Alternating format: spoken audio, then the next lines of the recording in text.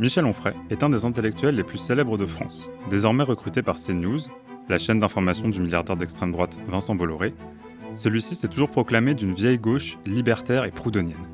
Comment se fait-il que son discours, en apparence critique, soit aussi largement admis dans le champ médiatique ?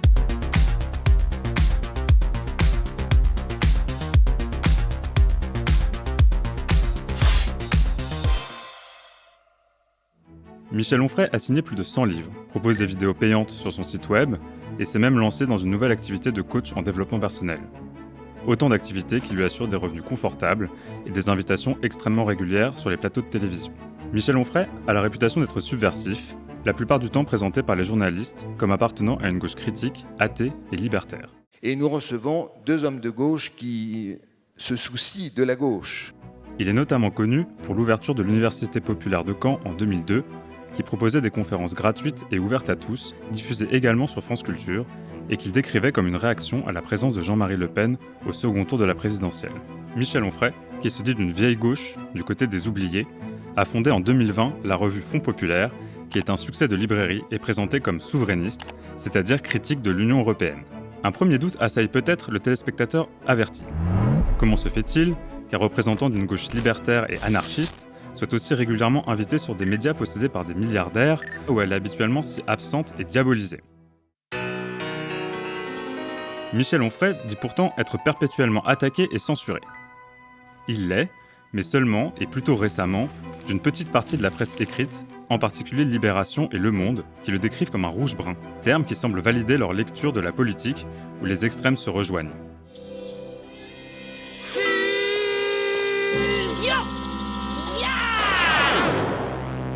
Michel Onfray s'exprime d'ailleurs régulièrement sur cette accusation qui semble l'outrer particulièrement. Il faut dire que le terme, peu aimable, provient de l'historien israélien Ziv Sternel, qui voyait l'origine intellectuelle du fascisme, les Bruns, parmi des éléments dévoyés de la gauche radicale française, les Rouges. Les raisons pour lesquelles Michel Onfray est accusé de tendre vers le brun ces dernières années sont nombreuses et documentées, et ne méritent peut-être pas d'être davantage commentées. Y a-t-il un grand remplacement ? L'ONU dit oui, la démographie dit oui, les indigénistes disent oui, et quand Renaud Camus le dit, on dit « ah bah non, c'est un fasciste ». Adhésion aux thèses de Renaud Camus sur le grand remplacement, à celle d'Huntington et des néoconservateurs américains sur le choc des civilisations, assimilation de l'islam à une barbarie, croyance dans l'existence de races biologiques, défense de générations identitaires, éloge de la police et condamnation répétée des mouvements contre les violences policières, accointance avec Éric Zemmour et désir d'une révolution réactionnaire, diffamation envers Rokhaya Diallo, insultes sexistes envers Greta Thunberg. Bref, la vision du monde que défend Michel Onfray est celle, très classique, d'un autoritaire de droite, celle d'une France perçue comme une civilisation millénaire, blanche et chrétienne, en plein effondrement en raison de l'islam et de l'immigration. Et c'est bien ce qui lui permet d'avoir pignon sur rue chez Marianne, Valeurs Actuelles, Le Figaro et désormais CNews, là où les syndicalistes, les acteurs du mouvement social ou encore les marxistes ne sont pas vraiment les bienvenus. Mais laissons de côté le brun et intéressons-nous plutôt au rouge. Si Onfray défend le peuple, pourquoi est-il autant validé par des parts aussi importantes des sphères de pouvoir ? Autrement dit, et si Onfray était, loin de sa subversion affichée, le meilleur allié des bourgeois et du pouvoir ? À vrai dire, malgré une rhétorique floue qui dit défendre les petits, Onfray ne cache pas son adhésion au capitalisme. Il le disait lui-même face à Laurence Ferrari. Moi, je ne suis pas de ceux qui seraient marxistes en disant le capitalisme est féodal et puis on peut l'abolir avec la révolution, etc. Moi, je pense que le capitalisme il est consubstantiel aux hommes. De cette idée, il est rapide d'en tirer la conclusion qui en découle. Rien ne sert de lui chercher une alternative. Michel Onfray ne cache d'ailleurs jamais son mépris pour Karl Marx, pour qui le capitalisme et le marché correspondent à un stade particulier de l'histoire et non pas à une supposée nature humaine. Dans sa préface de Pierre-Joseph Proudhon, L'anarchie sans le désordre, Michel Onfray oppose Karl Marx à Proudhon, un des fondateurs de l'anarchisme français, en dénigrant le premier pour faire l'éloge du second. Marx y est décrit dès la première ligne comme un juif issu d'un lignage de rabbins ashkénazes, par opposition à Proudhon, qui serait lui issu d'une lignée de laboureurs francs. Drôle de mise en perspective, surtout lorsque l'on connaît l'antisémitisme quasi fanatique de Proudhon, un aspect difficilement ignoré par Onfray, qui lui a consacré un ouvrage tout en louanges. Dans cette perspective, son soutien très contrasté aux Gilets jaunes fut bien opportuniste. Dans des propos dégoulinants de condescendance et de paternalisme, il les qualifiait de petits peuples, de provinciaux et de gens simples, le monde des bistrots qui chassent. Mais, à part dans les fantasmes de Michel Onfray, les Gilets jaunes n'avaient rien de petit, sauf si on les regardait de haut. Et c'est bien ce que faisait Michel Onfray, qui ne se disait pas gilet jaune, qui ne se mêlait pas à eux, qui ne descendait pas dans la rue avec eux, mais les observait de loin, les commentait et les jugeait. Tel un maître d'école sévère mais juste, il distribuait les bons et les mauvais points. Des violences et des dégradations, il a dit qu'il n'était pas content. Pire, refusant de voir le mouvement des Gilets jaunes pour ce qu'il était, c'est-à-dire une union populaire dans tout ce qu'elle peut avoir d'hétéroclite, d'hétérogène, de divers, à l'image finalement de la classe laborieuse, il triait ce dernier, ne gardant que ce qui lui convenait. Il opposait ainsi le bon peuple des Gilets jaunes au mauvais peuple des banlieues, les sous-prolétaires aux prolétaires, condamnait les violents, les casseurs et les Black Blocs comme un éditorialiste du Figaro. Après les Gilets jaunes, Michel Onfray a donc cofondé la revue Front Populaire. Le Front Populaire désigne initialement l'alliance de circonstances et de courte durée entre radicaux, socialistes et communistes en 1936-1938, et qui sert depuis lors de base à tous les appels creux et répétés à l'union de la gauche. Avec cette expérience de gouvernement menée par Léon Blum, la revue Front Populaire de Michel Onfray n'a de point commun que son nom. Son projet n'est pas de réunir la gauche, mais celui, qui revient régulièrement depuis la trahison du référendum de 2005, de réunir les souverainistes des deux rives.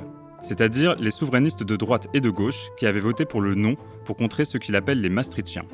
Dans ce contexte, le souverainisme désigne le constat partagé que la plupart des décisions politiques et économiques structurantes dans nos vies sont désormais prises à une échelle supranationale, en particulier en raison de la nature des institutions européennes et donc le souhait de revenir à un échelon national pour récupérer davantage de marge de manœuvre.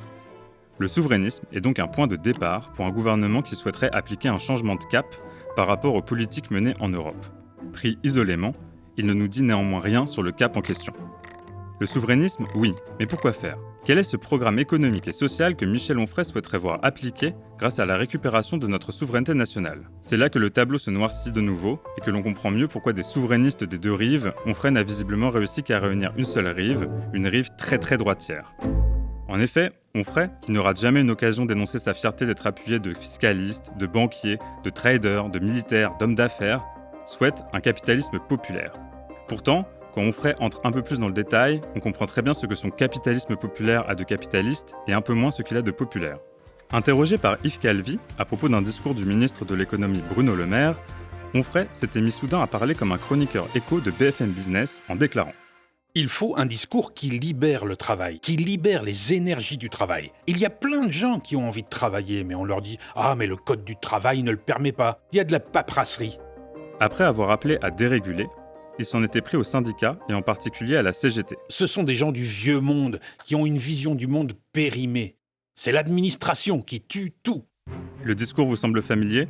C'est normal, il est en boucle sur toutes les chaînes, toutes les radios, tous les magazines depuis 40 ans. Vient ce qui suit généralement l'ancien monde.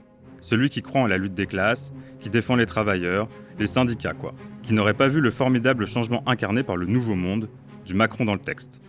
Voilà de quoi rassurer les traders de son entourage qui comprennent mieux l'étendue de son anarchisme. De quoi aussi s'assurer de continuer à pouvoir faire la promotion de ses livres sur tous les médias possédés par des milliardaires, tout en s'y plaignant d'être censuré et de n'y être jamais invité. Quand Onfray, qui comme il le dit lui-même... Je préfère ne pas manifester, d'autant que moi les manifestations, la dernière fois je devais avoir 17 ans, j'étais à la fac, c'était je ne sais plus quelle loi, et j'ai quitté très vite cette manifestation parce que j'ai pas l'instinct grégaire. Donc, vous n'aimez pas manifester ? Non. Et n'a jamais soutenu une grève ou une lutte sociale, se dit du côté des petits, c'est visiblement des petits patrons et des petits start-upers dont il parle. En tout cas, ce sont eux qui ont intérêt à soutenir son programme économique. Autre point de raccord idéologique avec les intérêts bourgeois, pour Onfray, l'action humaine n'est pas la cause du dérèglement climatique. Il faut toutefois lui reconnaître une certaine originalité et une grande créativité dans sa stratégie de déni. Dans un entretien absolument surréaliste à la librairie Mola de Bordeaux, Onfray nous expliquait son hypothèse. Le réchauffement climatique suppose une organisation du cosmos dont nous ne connaissons pas le détail. Ce dernier serait notamment lié au plurivers, qu'il symbolise avec des bulles de savon que l'on fait dans son bain. Imaginez que ces bulles, elles aillent jusqu'aux confins de l'univers. Imaginez les bulles. Eh bien, chaque bulle, c'est un univers.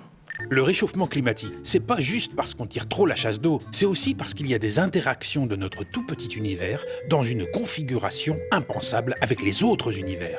Il ne serait pas lié à l'action humaine, mais à des cycles naturels, astronomiques, astrophysiques. C'est cette affirmation qui lui permet à plusieurs reprises de se comparer à Galilée, car sa vérité ne ferait pas consensus, oubliant par là que Galilée était, contrairement à Onfray, un scientifique ayant travaillé sur son sujet.